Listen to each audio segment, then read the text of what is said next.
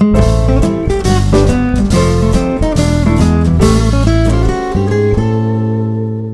Friends, welcome to தெய்வாஸ் Nalabagam. இன்னைக்கு தெய்வாஸ் நலபாகத்தில் சூப்பரான vada curry recipe எப்படி செய்யறதுன்னு பார்க்கலாங்க. இந்த வடகரி இட்லி, தோசை, ஆப்பம் எல்லாத்துக்கும் தொட்டுக்கிறதுக்கு ரொம்பவே சூப்பரா இருக்குங்க. வாங்க அந்த டேஸ்டான வடகரியை எப்படி செய்யறதுன்னு பார்க்கலாம். நான் வடகரி செய்யறதுக்கு 1 கப் கடலைப்பருப்பை நல்லா வாஷ் பண்ணிட்டு 2 மணி நேரம் நல்லா தண்ணியில ஊற வச்சு எடுத்து வச்சிருக்கேங்க. இப்போ தண்ணி எல்லாம் இதை சுத்தமாக வடிச்சிட்டு நம்ம இதை ஒரு மிக்ஸி ஜாருக்கு மாற்றிக்கலாம். எல்லாத்தையும் மாற்றியாச்சு. இப்போ இதில் ஒரு 2 வரமிளகாய் சேர்த்துக்கோங்க, 4 பூண்டு பல் சேர்த்துக்கோங்க, 1 டீஸ்பூன் சோம்பு சேர்த்துக்கோங்க. சேர்த்துட்டு இதை நம்ம வடைக்கு அரைக்கிற மாதிரி கொஞ்சம் நல்லா கொரகொரப்பாக நல்லா அரைச்சி எடுத்துக்கலாம். தண்ணி எதுவும் சேர்க்க வேண்டாம், அப்படியே நல்லா கொரகொரப்பாக அரைச்சி எடுத்துக்கலாங்க. இந்த அளவுக்கு நல்லா கொரகொரப்பாக இருக்கணும், ரொம்ப நைஸாக அரைக்காதீங்க, நல்லா இருக்காது. இப்போ இதை ஒரு பவுலுக்கு மாற்றிட்டு இப்போ இதுக்கு தேவையான அளவுக்கு உப்பு சேர்த்துட்டு நல்லா பிசைஞ்சிக்கலாம்.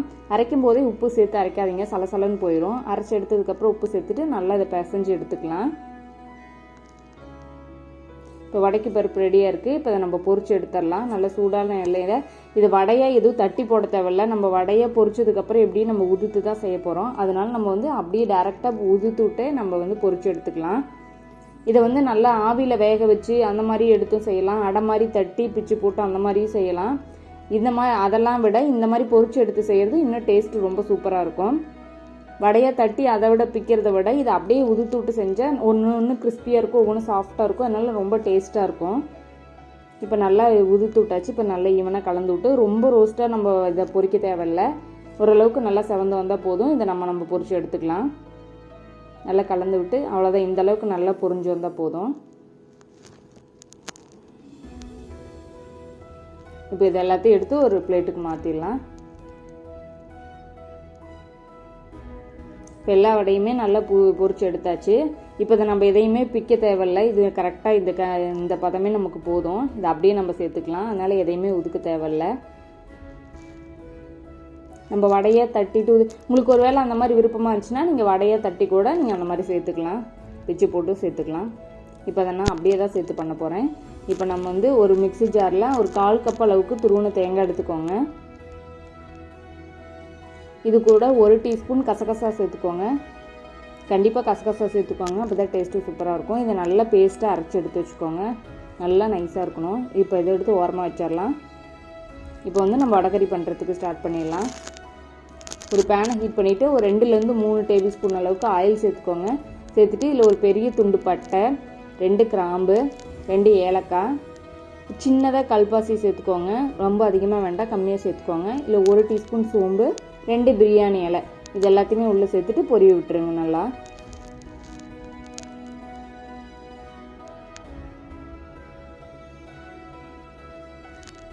இதில் வெங்காயம் சேர்த்துக்கலாம். நான் 2 பெரிய வெங்காயத்தை பொடியாக கட் பண்ணி வச்சுருக்கேன், இது உள்ளே சேர்த்துக்கலாம். சேர்த்துட்டு வெங்காயம் நல்லா வதக்கிக்கோங்க. வெங்காயம் வதங்கிறதுக்கு கொஞ்சம் உப்பு சேர்த்துக்கோங்க.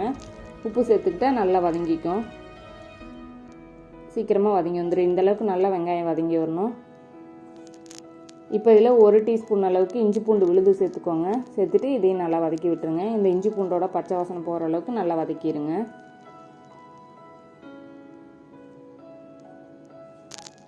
இப்போ இதில் தக்காளி சேர்த்துக்கலாம். 2 தக்காளியை நான் பொடியாக கட் பண்ணி வச்சுருக்கேன், இதை உள்ளே சேர்த்துட்டு தக்காளி நல்லா மசிஞ்சு குழஞ்சி வரணும், அந்தளவுக்கு நல்லா இதை வதக்கிக்கோங்க. தக்காளி நல்லா குலைவாக சாஃப்டாக வரணும், அந்தளவுக்கு நல்லா வதக்கிடுங்க. நல்லா இந்த அளவுக்கு வதங்கி வரணும்.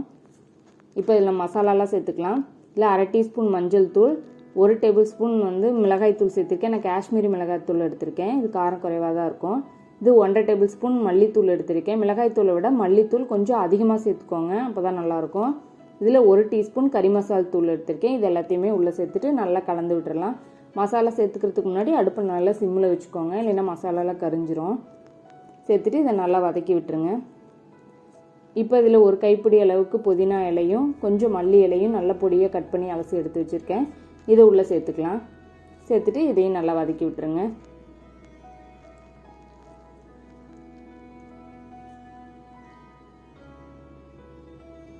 இப்போ இந்தளவுக்கு நல்லா வதங்கி வந்துருச்சு. இப்போ இதுக்கு தேவையான அளவுக்கு தண்ணி சேர்த்துக்கலாம்.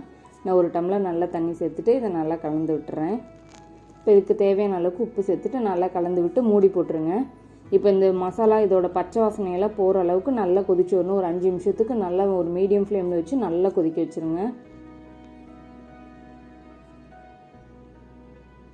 இந்த வடையில் சேர்த்ததுக்கப்புறம் ரொம்ப நேரம் கொதிக்க வைக்க முடியாது. இப்போ நல்லா இந்த அளவுக்கு நல்லா கொதிச்சு இப்போ கொஞ்சம் நல்லா திக்காயும் வந்திருக்கு. இப்போ நம்ம பொரிச்சு வச்சுருக்கிற வடையெல்லாம் நம்ம உள்ளே சேர்த்துக்கலாம்.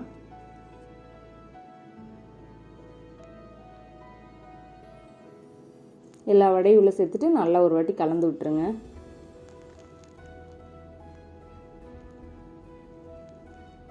இப்போ இந்த ஸ்டேஜில் நம்ம அரைச்சி வச்சுருக்கிற தேங்காய் விழுதை உள்ளே சேர்த்துக்கலாம். சேர்த்துட்டு நல்லா கலந்து விட்டுருங்க. கலந்து விட்டு தேங்காய் சேர்த்ததுக்கப்புறம் ரொம்ப நேரம் கொதிக்க வைக்க தேவையில்ல. ஜஸ்ட் ஒரு 2 நிமிஷம் கொதிக்க வந்தால் போதும். மூடி போட்டுட்டு இப்போ நல்லா எல்லாம் கலந்து விட்டுட்டு உப்பு எல்லாமே செக் பண்ணி பார்த்துக்கோங்க. பார்த்துட்டு ஒரு மூடி போட்டுட்டு ஒரு 2 நிமிஷத்துக்கு மட்டும் கொதி வந்தால் போதும்.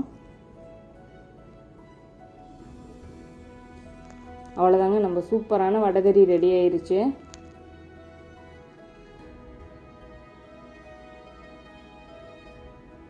அவ்வளோதாங்க, நல்ல கமகமன்னு நல்ல டேஸ்ட்டாக நம்மளோட வடகறி ரெடி ஆயிருச்சு. இந்த ரெசிபி நீங்களும் ட்ரை பண்ணி பாருங்கள். உங்களுக்கு பிடிச்சிருந்துச்சுன்னா லைக் பண்ணுங்கள், ஷேர் பண்ணுங்கள். நம்ம தெய்வாஸ் நலபாகம் சேனலுக்கு சப்ஸ்கிரைப் பண்ணுங்கள்.